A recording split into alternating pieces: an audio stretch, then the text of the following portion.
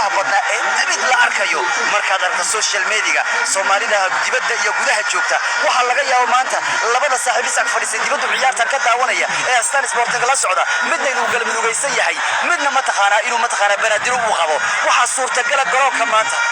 miyaan ku sheega garoonka waxa ka dhacaya hadda way saacadu ku beegan tahay saacada xilliga Soomaaliya 3 galabnimo iyo 30 daqiiqo ay ku dhowdahay garoonkii Soomaaliya waa la xiray ee ciyaartu ka daawanaysa stadio injineerisu garoonkii albaabada loo xiray maxaa yeelay dad garoonka soo gali kara oo dhiman ma jirto maxaa yeelay garoonku waa buuxdaafiyay kumanaan kun ayaa albaabku joogta oo iska laabanaya oo nagala socon kara laafkeena yaa sidoo kalena ogow ciyaarta saakay ayaanu meeshan u imaanay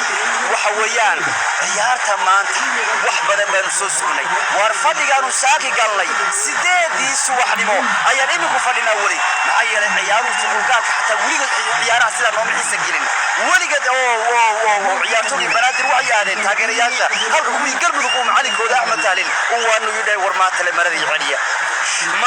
maradii celiya waad samayn kartaan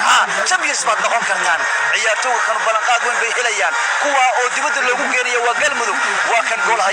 hayaa xulka kubadda cagta ee banaadir yaa hana